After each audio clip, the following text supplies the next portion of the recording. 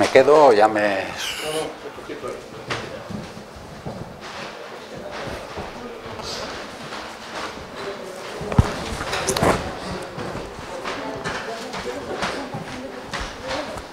¿La frase del PowerPoint? Sí.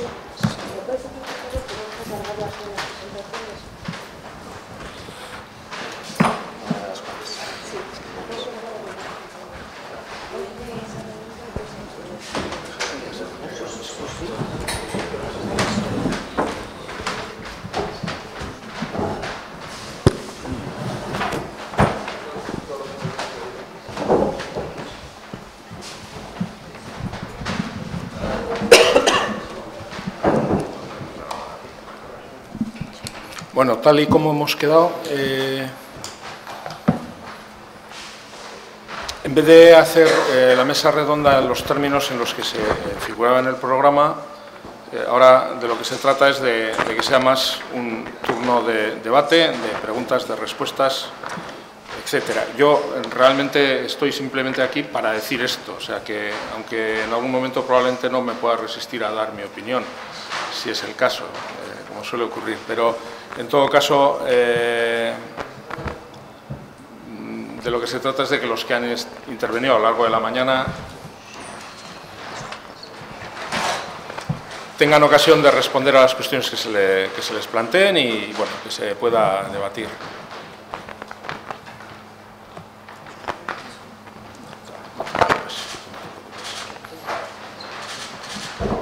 Así que queda abierto el turno, sí, Gustavo. Bueno, lo primero, agradecerles a los tres ponentes por las charlas muy estimulantes que han presentado hoy. A mí me gustaría establecer, hoy se habló un poco de las dos culturas, de la conferencia de Snow, de economía, entre otras cosas, y me gustaría establecer una relación entre el problema que planteaba Snow y sobre todo el problema económico que planteabas tú en tu charla. Quizás sea una relación caprichosa, pero me gustaría establecerla y pedirles vuestros comentarios al respecto. Snow establecía la diferencia entre la cultura humanística y la cultura científica, y en su versión más radical, que es la versión de Wilson en Consilience, Wilson plantea un reduccionismo radical y reducir todas las áreas de la cultura a la ciencia. Yo me pregunto si en este momento, en materia económica, no estamos yendo hacia ese reduccionismo, si no estamos pretendiendo reducir, digamos, de alguna manera, el desarrollo social al desarrollo económico, ¿no? Vos mencionabas en tu charla de poner la educación al servicio del desarrollo económico, ¿no? Entonces yo me pregunto a veces si queremos formar personas o formar mano de obra. Entonces me gustaría, yo no sé si es el mismo problema o no, pero a mí me parece que hay similitudes bastante claras entre reducir ciertas áreas del conocimiento a la ciencia o reducir el desarrollo social al desarrollo económico. Entonces, no sé, me gustaría por ahí alguna reflexión acerca de eso. Bueno, la verdad es que soy poco amiga de este tipo de reflexiones, sobre todo porque no me dedico a ello. Entonces, lo que yo sí creo es que debemos de poner los instrumentos económicos, sobre todo, en mi opinión, y dada la filosofía de la que yo vengo y digamos, mi instrumental mental, sobre todo para mejorar el bienestar. Yo esto es lo que entiendo. No sé si esto es para ti desarrollo social, no lo sé. Creo que utilizo unos términos un poco diferentes a los tuyos. Entonces, creo que tenemos que poner nuestro instrumental económico en manos del bienestar. Y para bienestar, como yo he dicho antes, creo que hay que crecer, creo que hay que mejorar las desigualdades sociales y, sobre todo, hay que mejorar las prestaciones básicas, que, como hemos dicho, son la educación y todo el sistema sanitario. Entonces, para mí ese es el objetivo y creo que eso concuerda mucho con tratar de que todo el instrumental económico vaya hacia el desarrollo económico, entendiendo por desarrollo económico ese compendio de cosas que he entendido antes. No sé si es más una diferencia de terminología o es más una diferencia de concepción, no lo sé. Perdón, como he dicho que no me iba a resistir, bueno, yo disiento radicalmente de la calificación que has hecho del de Wilson, de Consilience. Para mí es todo lo contrario que reduccionismo. Lo que pasa es que esto nos llevaría muy lejos, seguramente, y al respecto, y es la razón por la que he tomado la palabra, a primeros de agosto, el 5 de agosto, creo que fue, Steven Pinker publicó un artículo en The New Republic, en un medio digital, en relación con este tema, precisamente. Y ahora mismo acabo de ver en Twitter que se acaba de publicar en español, para quien esté interesado. Yo recomiendo vivamente la lectura. Es una apelación desde el mundo de la ciencia, aunque la hace un psicólogo, un científico cognitivo, al mundo de las humanidades, y entronca perfectamente con la tradición de, bueno, la obra de Wilson. Pero bueno, no me voy a alargar porque no estábamos hablando de eso. Un inciso. Bueno, me ha parecido todo muy interesante y se me ocurre una reflexión en relación a las estadísticas que se han visto. Pues, por ejemplo, no me parece casualidad que en Finlandia, en Noruega, en los países justo nórdicos, los resultados sean tan buenos, empezando por la escuela primaria. Pues coincide que también hay mucha más democracia en la escuela pública desde infantil. Va toda la población, el hijo del emigrante con el hijo del alcalde y del político en el mismo centro, y es normal que los políticos o la capa superior viajen en metro, etcétera, etcétera. Y luego, pues,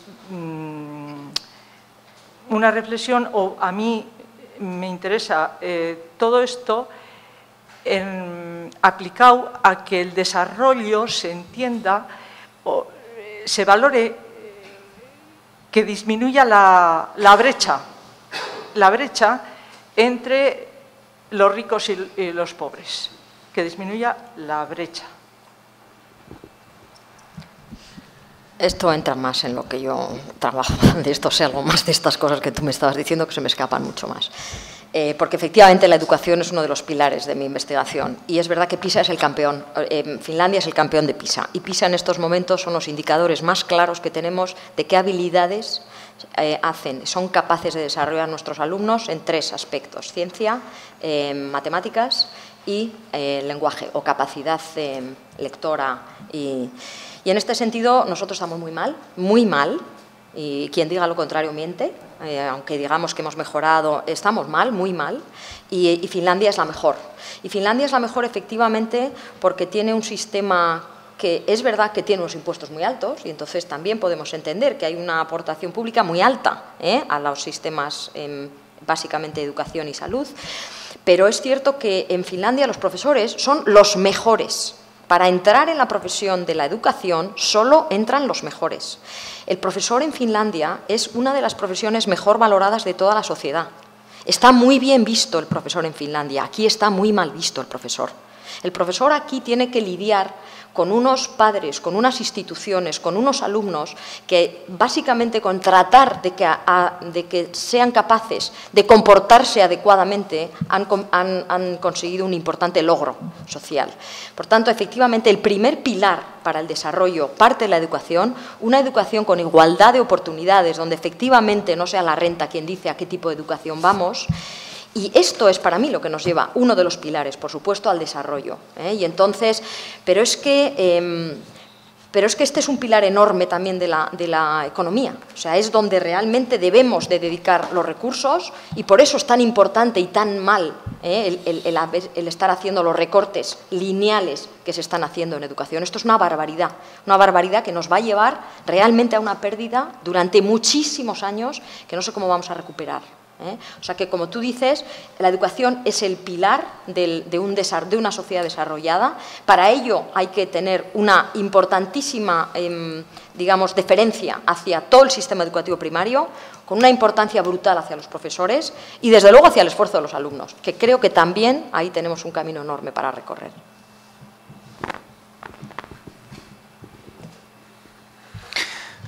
Hola. Bueno, lo primero, sé que la pregunta que voy a plantear pues daría para muchísimo más y además con las charlas que hemos tenido ahora tan interesantes se ve que puede dar para libros, conferencias e incluso probablemente tesis. En la relación, cuando vine a este curso de las dos culturas era más este enfoque que el señor José Manuel Sánchez Ron indicaba de poder y ciencia y que también estaba un poco en el de Jaume, lo que me interesaba. Porque bueno, yo vengo del mundo del derecho y ahora estoy en el gobierno vasco, con lo cual estoy en esos denostados políticos que salen de vez en cuando en las charlas, y entonces me interesa mucho esta relación y cómo podemos establecer puentes y colaborar mutuamente. Entonces, va un poco por esta línea la pregunta que quiero hacer y voy a aprovechar una pregunta que se ha lanzado, si la ciencia funciona mejor en democracia o en dictaduras. No sé cuál es la respuesta, aunque me inclino más que sería por democracia, más que nada por la libertad de expresión, que es también necesaria para la ciencia, pero sí está claro que la democracia funciona mucho mejor con conocimiento que sin ella. Y voy a explicar con una pequeña anécdota y luego voy directamente a la pregunta. Al comienzo de lo que hoy entendemos por democracia en la Revolución Francesa, hay un debate, primero Cortes Generales se convierte en Asamblea Nacional, 17-18 de septiembre de 1789, en el que los delegados que iban con sus cahiers de doleanzas, sus instrucciones de las diferentes asambleas, debaten si tienen que atenerse a ellas o si bien pueden empezar a deliberar y, dejando de un lado esas instrucciones, generar un conocimiento mutuo. ¿Por qué? Porque la democracia, si es una negociación colectiva, es también una forma de aprendizaje colectivo. Toda negociación es una forma de aprendizaje sobre preferencias y posibles consecuencias de las decisiones que vayamos a tomar. Y si eso está un poco retenido por unas instrucciones impiden la transmisión de conocimiento, pues no funciona bien. Entonces, partiendo de esta pequeña anécdota, la pregunta genérica y sabiendo que daría para mucho, pero bueno, dos consejos o dos pinceladas de cómo podríamos introducir el conocimiento científico, el conocimiento experto en el procedimiento de elaboración de decisiones políticas, o qué consejos daríais desde ese lado de la barrera hacia los que estamos hasta este otro lado, no tanto a la elaboración de política como política científica, en el sentido de que la ciencia sea un objeto de la política, sino la ciencia como instrumento para cualquier política sanitaria, política de transportes, política medioambiental. ¿Cómo podríamos facilitar esa comunicación? Dos o tres líneas, si se puede. Bueno, la primera cosa que se me ocurre, que a lo mejor no...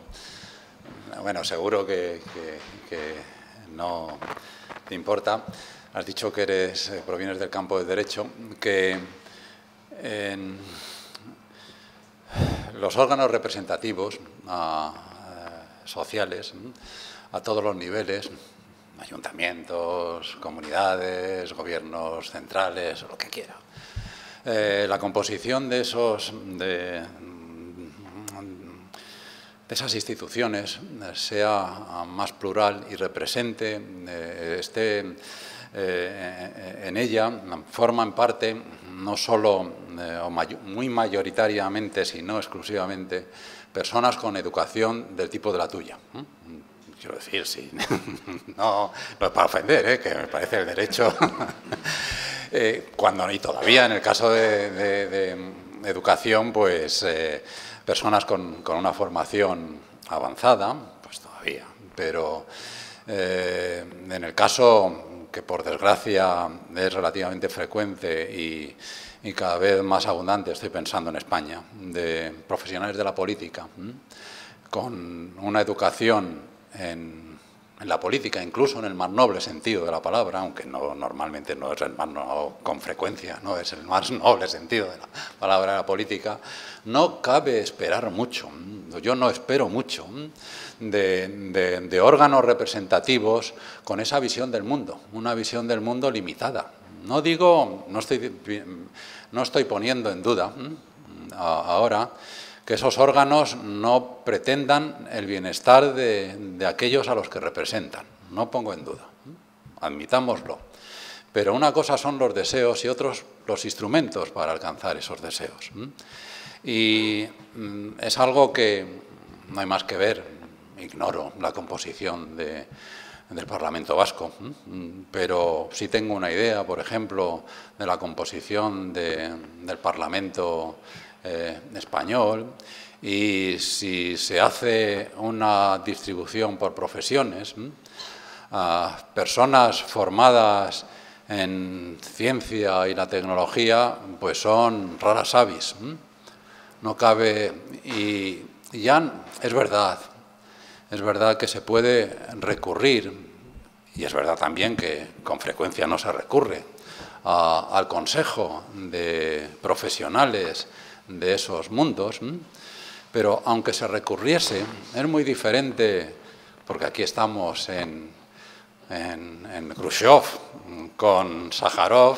Yo te he pedido que hagas esto, no que me digas lo que tenga que hacer.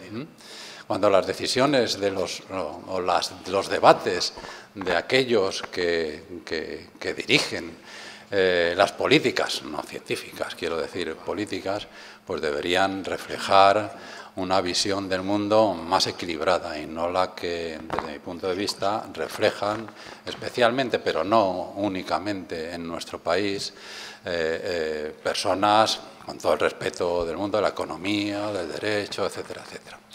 Esa es la primera idea que se me ocurre, luego ya son detalles. Hay otra que enlazo, si se me permite, porque me ha parecido un punto al menos importante. Lo que Sara ha mencionado, y voy a hablar ahora sobre el excesivo papel que la economía desempeña en la política y también lo que me parece que en ese sentido iba su intervención en el mundo de hoy, más aún lo de crecimiento. Tú misma acabas de decir ahora una economía basada en el crecimiento. El crecimiento, desde el punto de vista de sentido común y no digamos desde el punto de vista del conocimiento científico, es algo que a largo plazo y probablemente a medio plazo es insostenible.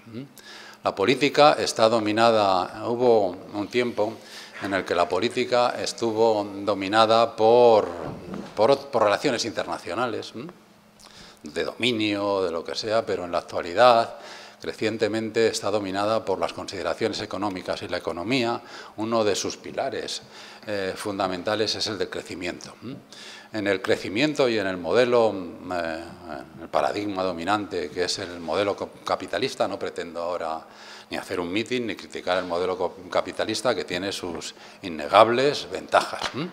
Pero desde luego en el modelo, este tipo de modelo capitalista en el que el crecimiento constituye uno de sus pilares fundamentales, es muy peligroso a la hora de establecer políticas a medio plazo, ya no digo a largo plazo, porque en ese modelo, entre otras cosas, aquellos que detentan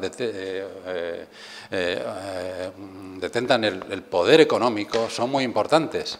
Y aquellos que detentan el poder económico, pues uno de ellos son los bancos, como estamos viendo, y las políticas que se están elaborando con esas ligaduras no son necesariamente fácilmente amoldables, y no estoy diciendo que no sean deseables o que no todos no los deseen, con aquello que se ha mencionado aquí. Por varios y por todos estaríamos, sin duda, seguro lo aceptaríamos, como bienes deseables como la educación, la salud y la protección ante el desamparo. Yo voy a hacer un inciso. En el Parlamento Vasco, porque lo ha citado, en el Parlamento Vasco hay, creo recordar que son 26 licenciados en Derecho de 75. Es más del 33% Bueno, digo de 75, aunque hay 3 o 4 que no declaran qué título tienen ni a qué se dedican. Hay del orden de 6 o así que tienen que ver con ciencias económicas empresariales, otros tantos con el mundo de la educación. En total son 5 los que tienen alguna carrera científica y luego hay como 10 o así que no tienen ningún tipo de estudios. Aproximadamente. Se da la casualidad de que hace un par de meses hice esta estadística, o sea que estoy documentado al respecto. Era un inciso. Y yo no defiendo la ciencia.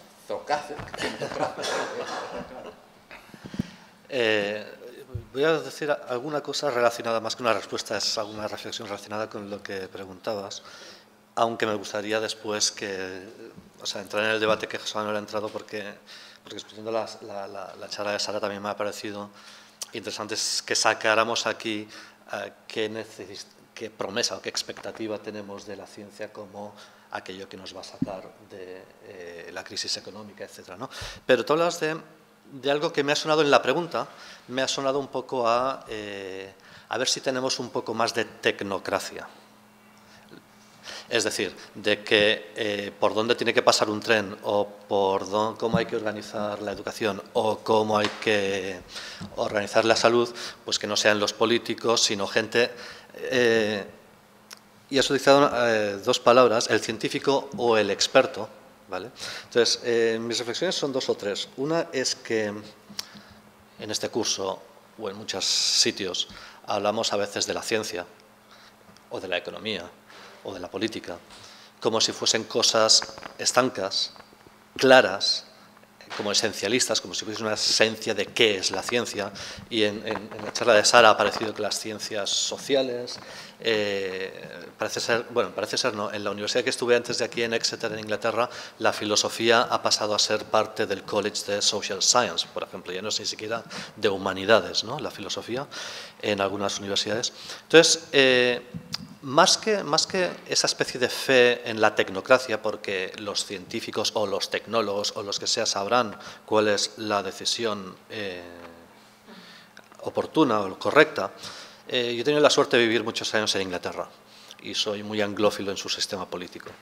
Y una de las cosas que Sara ha dicho en su charla y que estoy de acuerdo es esta necesidad de evaluar, ¿vale? No necesariamente de evaluar cuantitativamente, pero sí de evaluar, cosa que en España el evaluador de cualquier cosa es nombrado por el propio que va a ser evaluado, con lo cual hay un círculo vicioso, o el experto que tiene que asesorar es nombrado por aquel que tiene que ser asesorado, con lo cual todo... todo consejo viene siempre matizado porque soy parte de esa partitocracia de la que en España tenemos tantos problemas, ¿no? Y una de las cosas que me encantan en Inglaterra es eso, lo de los comités independientes, pero que son independientes de verdad, o sea, no comités independientes nombrados por los partidos. Y a la vez, y eso es el otro elemento que quería introducir, como son debates públicos, no son debates públicos entre políticos solo, también son debates públicos entre científicos. Pensemos en un tema candente, que es el del global warming, el del calentamiento global, el cambio climático, etcétera, etcétera. Es un debate que está siendo público. No es aquello de que los políticos, que me diga el científico, porque la ciencia nos dice la verdad con mayúscula, única, cierta, etcétera, etcétera, sino que esos debates más técnicos, hay un debate ahora en Inglaterra sobre si construir un tren de alta velocidad o no entre Londres, Birmingham y Manchester, ¿vale? Ahí los debates no son solo políticos, sino también técnicos, pero es que los técnicos también se pelean entre sí en los debates en la BBC. Y en ese sentido me parece que es un elemento que también hay que introducir, esa cultura del debate, que por cuestiones históricas, culturales, sociales, o vete tú a saber por qué, aquí tenemos poco. Queremos certezas. Y a veces, en la pregunta estaba un poco, no la pregunta, sino, no te juzgo a ti, sino a la mentalidad que a veces uno observa, de decir, bueno, pues que la ciencia nos diga. Bueno, es que la ciencia en muchas cosas tampoco nos dará la verdad única. Te doy completamente la razón. De hecho, cuando he citado la anécdota, venía a decir negociación colectiva como negociación social. Por lo tanto, no tanto que el científico diga y no poner a los científicos en la tecnocracia, ni tampoco quizá no me preocupa tanto la extracción de los órganos representativos, aunque puede facilitar un poco el diálogo, en el sentido de que si de lo que se trata es de romper la frontera entre las dos culturas, es de generar un diálogo y que Bohr entienda las constricciones que tiene Churchill y Khrushchev entienda las que tiene Sájarov y puedan comunicarse, y no solamente entre ellos, sino a nivel social, generando el debate porque otra parte del procedimiento quiere introducir el conocimiento general, llamémoslo científico, experto, lo que sea, un conocimiento que no es exclusivo, sino que tiene que transmitirse, porque la ignorancia es una situación que puede ser transitoria, con un poquito de esfuerzo se puede superar, pero otro punto del procedimiento es la participación social, con lo cual no puede haber una decisión democrática sin participación social, pero tampoco puede haber una decisión democrática sin una participación social informada, porque no sería un contrato en el que no tienes toda la información, puede ser un contrato nulo. Entonces, esto era y por eso me interesa que esa línea es la que... en ese sentido, perdón, solo un apunte del año pasado en este mismo edificio, Steve Fuller, que es un sociólogo bastante conocido y bastante polémico, y le encanta ser polémico, te preguntaría también si estamos dispuestos a que la ciencia sea democrática. Es decir, si en decidir si hay cambio climático o no es una cosa que vamos a votar, o si la ciencia es dogmática. Es autoritaria. Bueno. Sí, yo quería hacer un par de comentarios, o dejar encima de la mesa un comentario que parten de la intervención de la profesora de la Rica, pero que son abiertos a los demás miembros de la mesa. El primero tiene que ver un poco con las estadísticas. Las series estadísticas nos muestran que efectivamente en los últimos años ha habido un crecimiento nominal de la inversión en I+D que nos ponía muy contentos y que se ha cortado y se ha truncado. Pero yo echo en falta en las estadísticas, lo mismo podríamos hablar del tema educativo,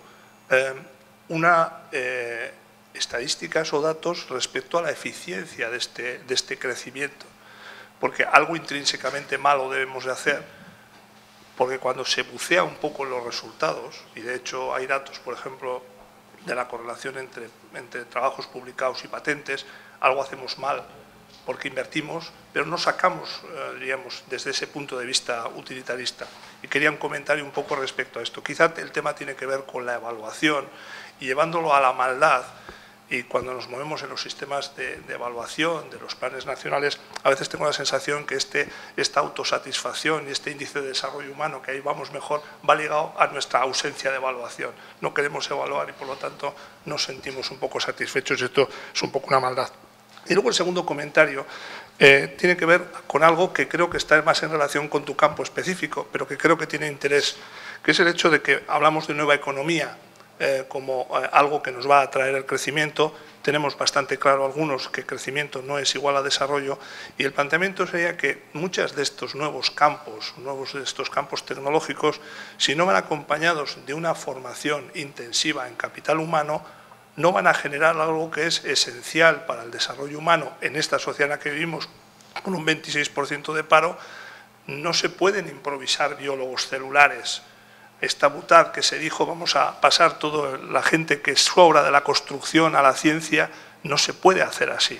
Por lo tanto, no está claro que, aunque triunfemos en esta transferencia de conocimiento a crecimiento, esto nos vaya a ayudar en el desarrollo, por lo menos a corto plazo, si no se ponen los pilares que has mencionado en los deberes a hacer, ¿no? Yo quería algún comentario sobre estas dos cuestiones. Voy a empezar yo con una nota en relación con el primer punto que has tocado, luego ya le pasaré el micrófono a Sara, que a mí me parece muy relevante, que es la cuestión de la eficiencia de los gastos, de las inversiones. Yo en cierta ocasión le planteé públicamente a la persona que ha diseñado las políticas de ciencia y tecnología del País Vasco durante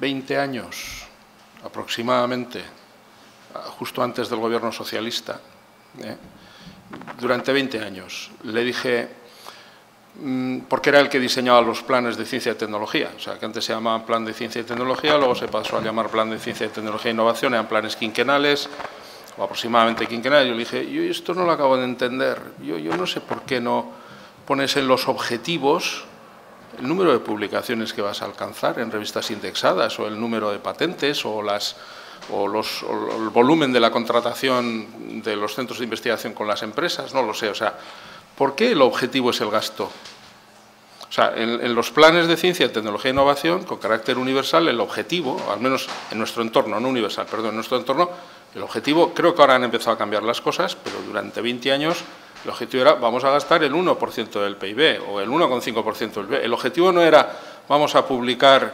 X artículos por cada 1000 habitantes. Y la respuesta que me dio fue que básicamente que aquello era una pretensión estúpida, porque los indicadores del manual de Frascati dicen lo que dicen y él se atiene a los indicadores del manual de Frascati, que básicamente quién era yo para poner en cuestión los indicadores del manual de Frascati. O sea, pero efectivamente aquí lo que subyace es, sabemos que alcanzando determinados niveles de gasto cumplimos con un compromiso político y quedamos bien, porque al final dice el País Vasco gasta 2% de su PIB en I+D, ¿no? Y con eso ya estamos muy satisfechos porque eso significa que gastamos bastante más que la media española y dice, y el 70% de este gasto es gasto empresarial. Y dices, ya, y los indicadores de esa inversión quedan, porque es el valor más bajo. El indicador de esa inversión es el valor más bajo del conjunto español, ¿no? Es un problema de evaluación y de valorar la eficiencia, efectivamente. Pero quienes han diseñado las políticas lo saben perfectamente. Lo saben perfectamente. Sí, yo no puedo estar más de acuerdo. O sea, y de hecho, yo creo que durante muchos años, los que hemos estado en la universidad y hemos recibido proyectos de investigación de ciencia y tecnología, hemos nadado en la abundancia. Abundancia que en muchos casos hemos utilizado para viajes y dietas. O sea, yo he estado en proyectos de investigación donde mis colegas norteamericanos no tenían un duro para viajar y tenían que andar compartiendo habitación a los 45 años en universidades prestigiosas. ¿Por qué? Porque les resultaba difícil poder ir a 4 o 5 congresos al año. Y nuestros proyectos de investigación pagaban eso, sin ningún problema, sin ninguna restricción. Si estabas en un proyecto o en un grupo más o menos que se llamaba consolidado, que habías hecho una serie de publicaciones, hemos nadado en la abundancia. ¿Y a dónde hemos llegado? A poco sitio. ¿Por qué? Porque efectivamente no había una evaluación de qué se había hecho.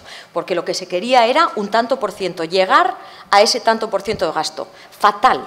Fatal el diseño de la política. ¿Qué tenía que haber hecho? ¿Qué está empezando a hacer ahora? ¿Qué publicaciones ha obtenido usted de este proyecto de investigación de 3 años? ¿No ha obtenido ninguna? Bueno, pues para el siguiente plan trienal usted no tiene un duro. No te voy a quitar lo que has hecho, pero no te voy a dar para el siguiente. De hecho, esto es algo que yo, cuando estuve en la comisión, decía, tenemos que penalizar a aquel que no ha hecho lo que ha dicho que va a hacer y premiar a aquel que ha dicho que ha hecho lo que va a hacer. Aquello era muy complicado.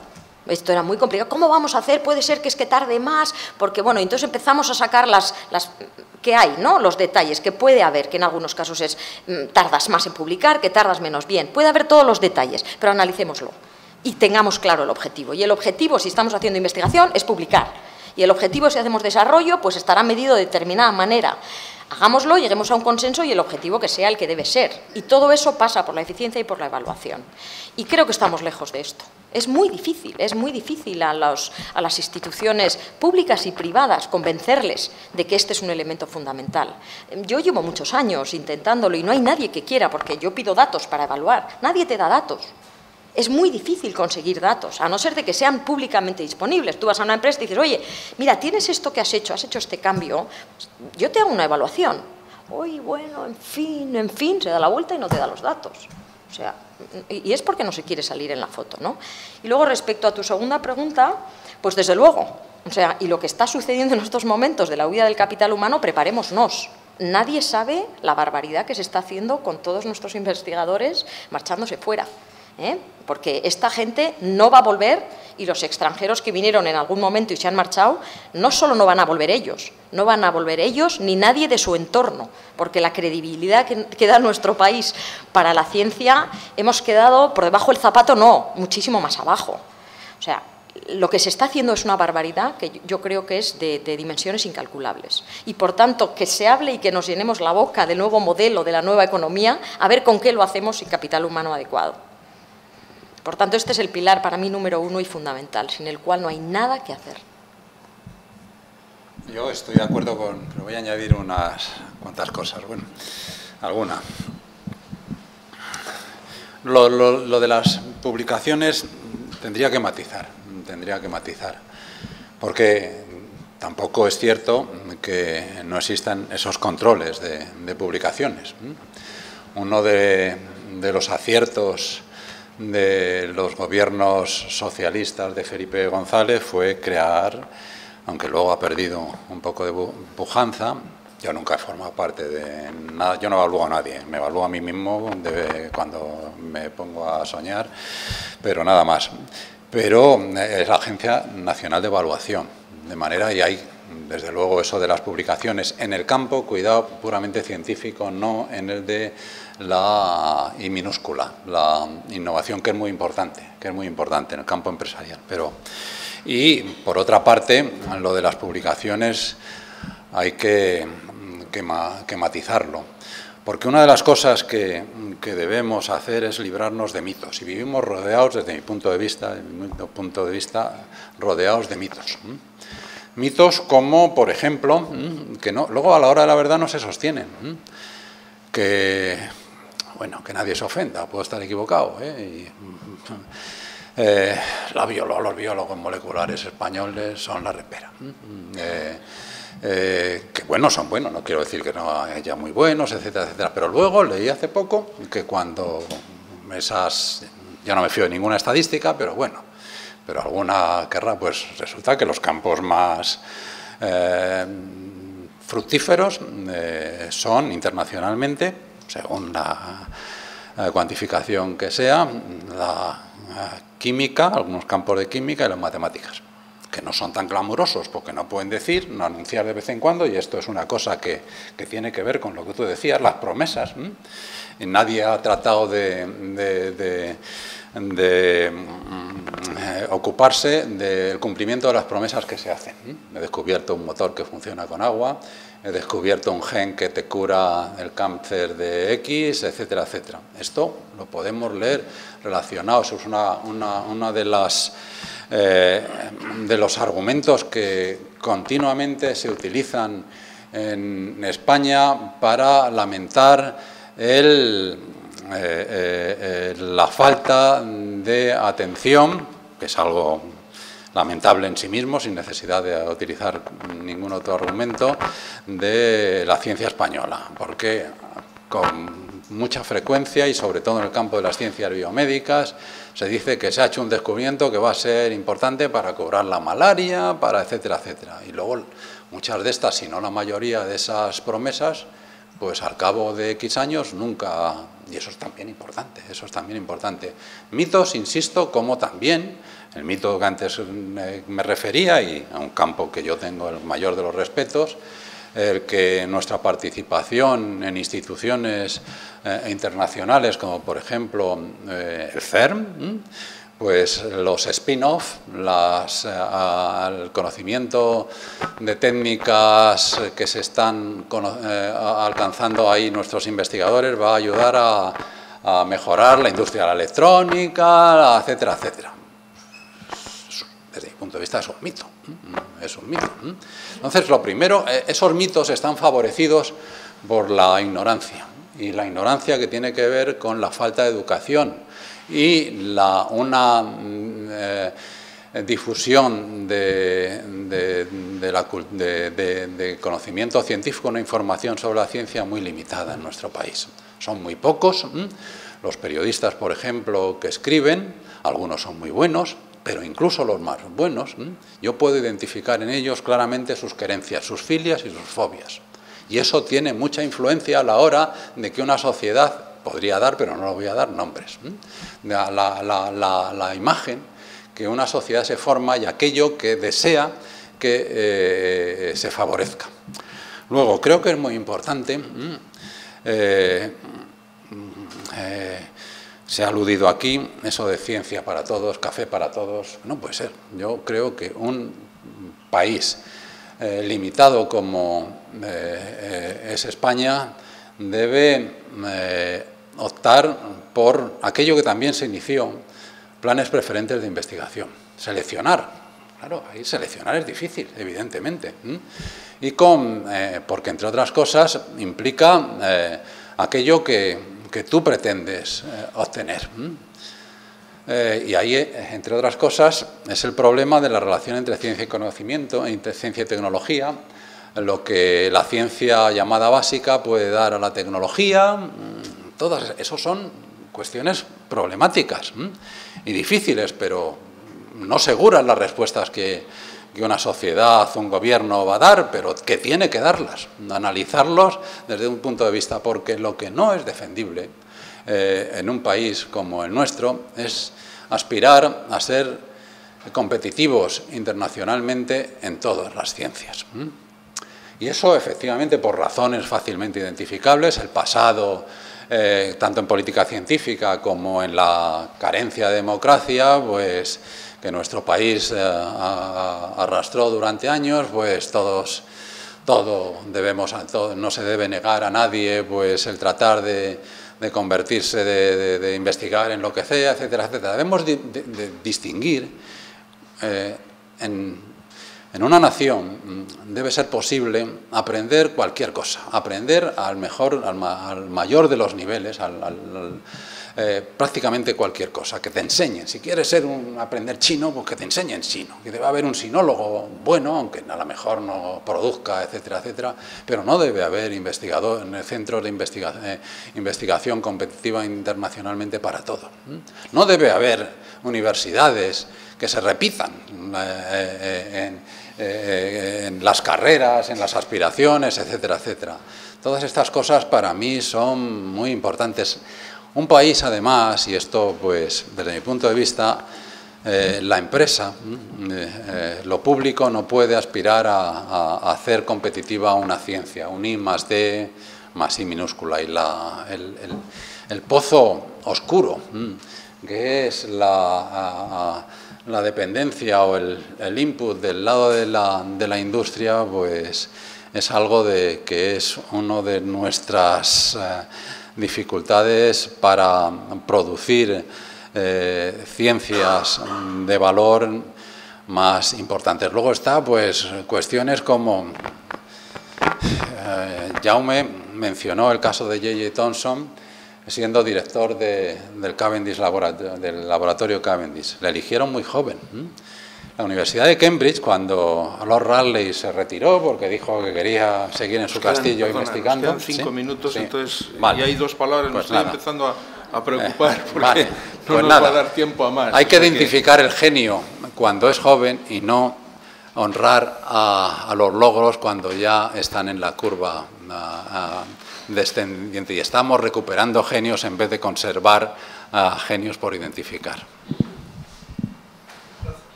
Sí. Es una pregunta directa para Jaume y, bueno, el que quiera intervenir. Lo primero que decías que era una conferencia que la dabas por primera vez. Tengo que decirte que me ha resultado muy interesante, sobre todo muy estimulante, me ha hecho pensar mucho, me ha parecido muy bien. Y me ha hecho acordarme alguna parte de ella. Varias de ellas son matizables o discutibles, pero bueno. Me ha hecho acordarme de políticas que se están llevando actualmente a cabo en China y en Arabia Saudí. Tanto China como Arabia Saudí comparten regímenes no democráticos, cada uno a su estilo. Uno es una teocracia, el otro es algo parecido al comunismo.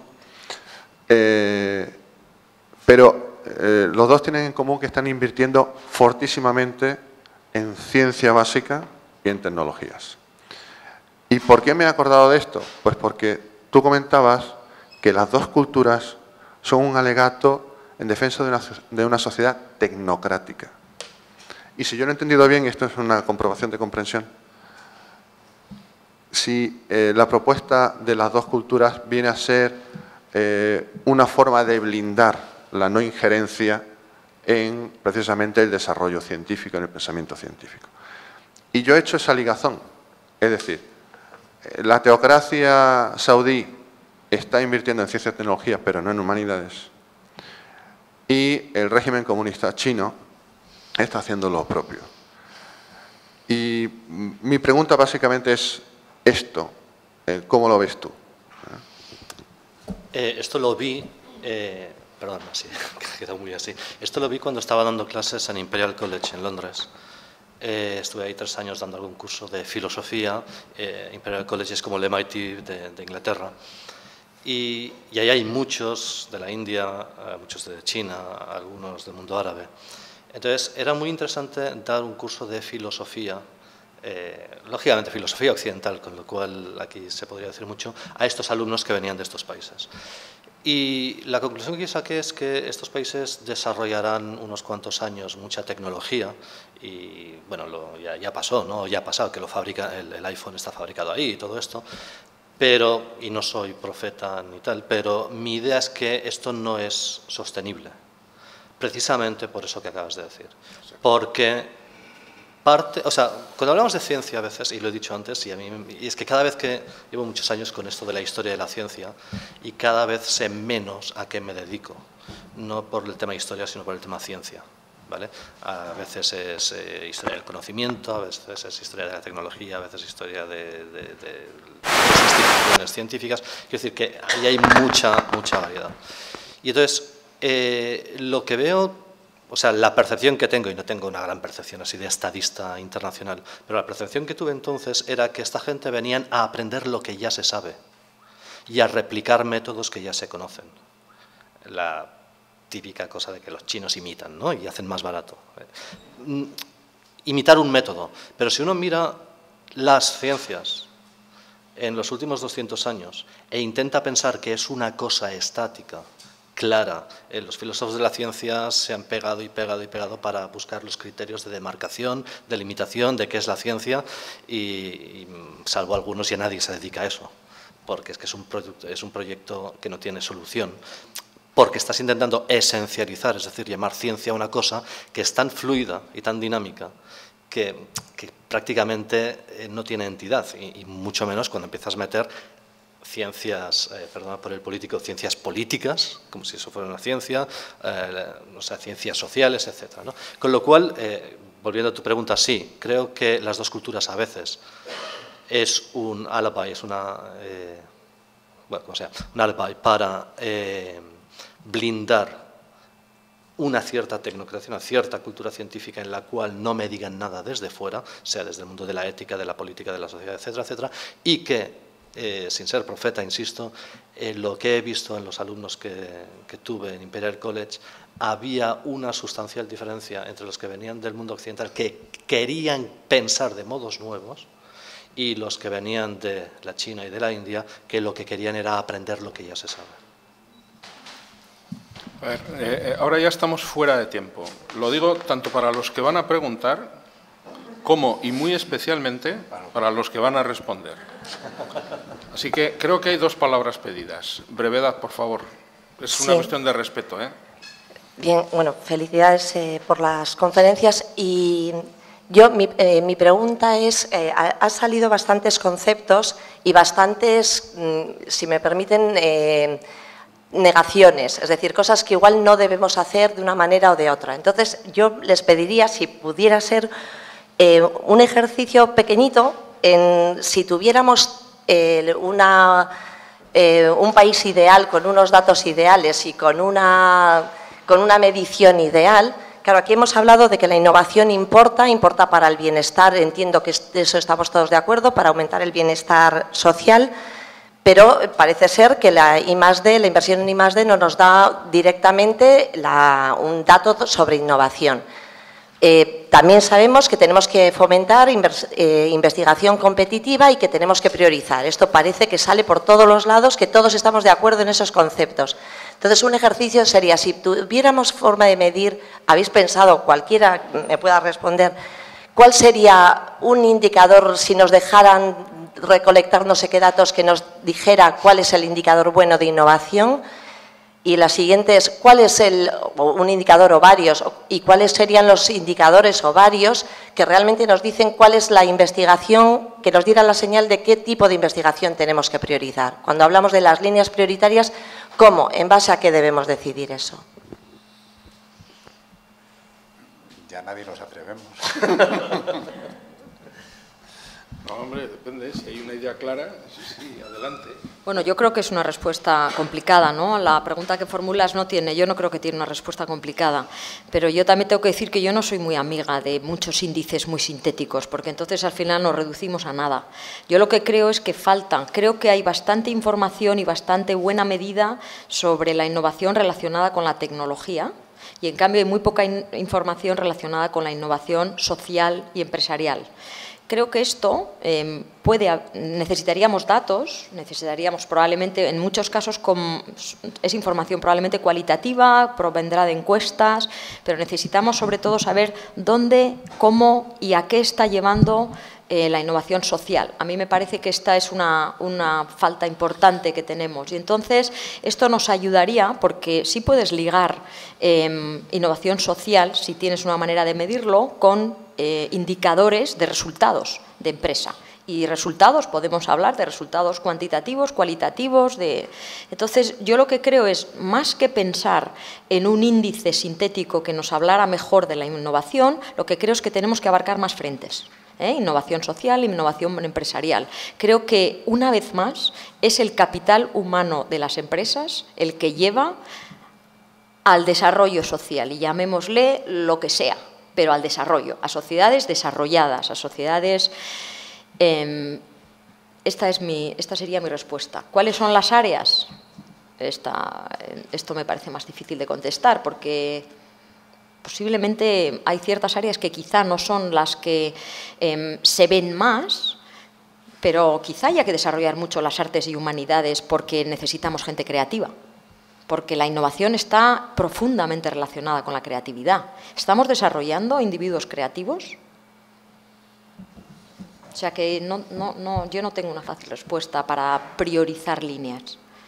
Bueno, yo a lo bestia y rápido priorizaría aquellas áreas científico-tecnológicas o tecnocientíficas.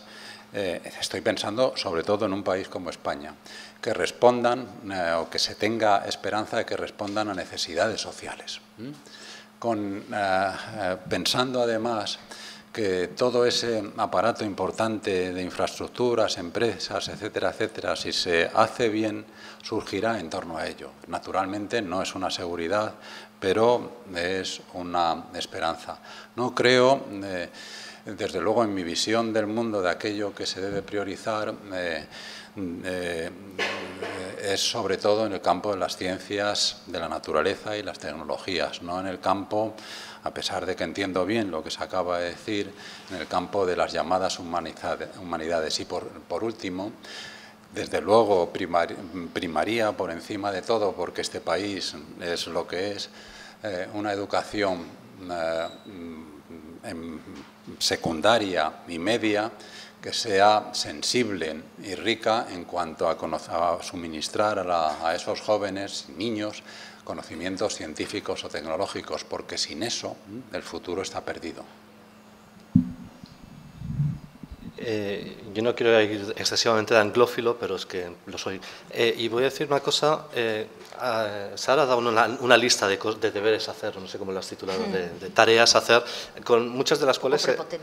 bueno, pero que me parece que respondía a la pregunta que hacías. Y hay una que me ha sorprendido y que habiendo estado en ese mundo, me parece que es importante en este país. España, por lo que sea, y yo lo atribuyo a una historia de 500 años, es un país excesivamente paternalista, donde tú no pienses que eso es peligroso porque te va a quemar la Inquisición, porque te va a quemar los rojos, los blancos, los negros, los azules, los que sean, y con lo cual tenemos una dependencia tremenda y un miedo a emprender. Ahora está de moda porque nos estamos muriendo de hambre, la palabra emprendedor. Pero el que fue emprendedor hace 20 años, ahora era un maldito capitalista, ¿vale? Hasta que ahora está bien. Y de estos emprendedores, los que lo hayan sido, dentro de unos años, si las cosas vuelven a su sitio, en el país de la envidia, volverán a ser unos desastres capitalistas que mira cómo se forraron porque no sé qué, etcétera, etcétera. Entonces, una educación científica, tecnológica, etcétera, en la que, más que la palabra creatividad está muy bien, pero a veces la creatividad se confunde con espontaneidad, en la que también esté presente la iniciativa, el carácter emprendedor, ¿vale? ¿Cuántos científicos hay que ni siquiera se les ocurre que su tesis doctoral se puede patentar? Y, por cierto, tengo algún amigo que cuando lo ha intentado se ha muerto en el intento porque todo era en trabas. Con lo cual, acabo. Uno de los datos que me ha parecido interesante de Sare, que yo no conocía, era que el doble, si no recuerdo, el doble de dinero o de capital empleado en investigación es de fondos privados frente a los fondos públicos. La mitad. Vale. La mitad viene de empresas y la mitad de públicos. La mitad viene de empresas y la mitad de fondos públicos. Los fondos públicos están relativamente controlados. No sabemos nada de los fondos empresariales. Y en parte por este paternalismo del Estado, como que no se controla el dinero privado, como que esta historia que has explicado ahora, de que intenta saber qué se ha hecho en una determinada empresa y ahí todos son problemas. Cuando en el mundo anglosajón, en el mundo americano, eso es como mucho más transparente y mucho más abierto en vía de las fundaciones, de las empresas, etcétera, etcétera. Esas eran dos. Y líneas prioritarias, preguntabas. Exportar, ¿vale? Pero a la vez investigar en lo local. Tú decías lo social y lo social de aquí, ¿vale? Porque a veces hay líneas de investigación que porque son moda, pero que no tienen nada que ver con la realidad geográfica, cultural, social de este país, ¿no? Que eso también es una cosa que pasa en lo de China y lo de Arabia, etcétera, que, no sé, un mundial de fútbol en Qatar, pues ya me explicarás qué sentido tiene, ¿no? Pero bueno. Surso, última. Sí, muy rápido. Jaume, en tu perspectiva histórica sobre las promesas de la ciencia, comentaste algo muy interesante, bueno, a mí me pareció muy interesante, que es ese modelo lineal de la tecnociencia, ¿no? Y pones de ejemplo a Thomson y el electrón y la electricidad. Sin embargo, lo que quiero que comentes es que yo creo que en el momento actual la cosa es distinta, ¿no? Y además hay dos aspectos relacionados que también son distintos entre sí. Por una parte, aunque afortunadamente la ciencia es una actividad humana llena de contingencias, a los que hacemos investigación básica se nos obliga, cuando os pedimos un proyecto de investigación, a que hagamos ese ejercicio de predicción de cuáles van a ser los resultados y, como decía Sara, después se nos puede penalizar o no en función de si se publica o no. Entonces tenemos que hacer ese ejercicio de adaptarnos a esa especie de modelo lineal. Este es uno de los aspectos. Y por otra parte, que no está directamente relacionado con esto, yo creo que a medida que aumenta el conocimiento sí que realmente existe la posibilidad de que exista un cierto modelo lineal, como por ejemplo el ejemplo que ponía Sánchez Ron de la mecánica cuántica y el transistor, o la mecánica cuántica y la resonancia magnética nuclear, o ahora yo creo que, no sé, que con el grafeno se pueden hacer una serie de predicciones, ¿no? Son dos cosas distintas las que estoy comentando. No sé si puedes o si quieres comentar algo. Es decir, en esencia, yo sí que creo que con el paso del tiempo, sí que los científicos, por una parte, nos vemos obligados a adaptarnos a ese modelo lineal y en cierta medida tendemos a poder hacerlo mejor, ¿no? Era simplemente eso. Sí, y ahí está una cosa que no ha salido aquí. Yo estoy de acuerdo que en el contexto de las Españas es necesario introducir toda la evaluación y todo este mecanismos de evaluación, etcétera. Sí que es verdad, y esto me parece, y está en parte en el fondo de mi charla, hay un sistema perverso en el que tú pides dinero a la Comunidad Europea, al Ministerio, a la Consejería, lo que sea, para un proyecto de 2-3 años, y hay un párrafo así, enorme, que es cómo va a cambiar el mundo eso, ¿vale? Y tú sabes que lo que estás diciendo es mentira. El que lo lee sabe que eso es mentira. Pero, como estamos en eso, de que todo tiene que tener un impacto que se da, vamos, después de ti ya a la nada, ¿no? Porque, entonces, hay un sistema perverso que cualquier evaluación también lo puede tener, porque acabamos configurando las cosas de acuerdo con la evaluación y cambian los criterios de evaluación, con lo cual volvemos a cambiar, que es lo que pasa con estos rankings de las universidades. Hasta hace 2 años el tener alumnos extranjeros era parte del ranking en Cambridge y Oxford, hasta que resulta que ya lo ha dejado de ser porque los locales también pueden pagar 10.000 libras, que es lo que pagaban los extranjeros, con lo cual ese criterio ya no es tan importante, etc. Con lo cual, cuidado con, ya digo, en este país es necesario, pero en otras culturas lo que hace la excesiva evaluación es un boomerang, es backfire, como se diga, el propio sistema. Y entonces estoy de acuerdo contigo que el sistema nos lleva a prometer cosas que tú sabes que no son verdad, que el que lo lee sabe que no son verdad, pero que, bueno, una cierta inercia lo lleva. Lo que no sé, tendría que pensar más, o sea, el modelo lineal históricamente habrá funcionado algunas veces, muchas veces no. Has dicho una cosa que puede ser interesante, que es cuanto más conocimiento hay, digamos, más se puede dar este modelo lineal. Mi reacción es que no necesariamente, pero tendría que pensarlo más y lo pensaréis y hablaremos de eso. Pero... Muy bien, muchas gracias. Hemos conseguido acabar a -15, así que, bueno, seguimos mañana a las 9:15 aquí. Muchas gracias a todos.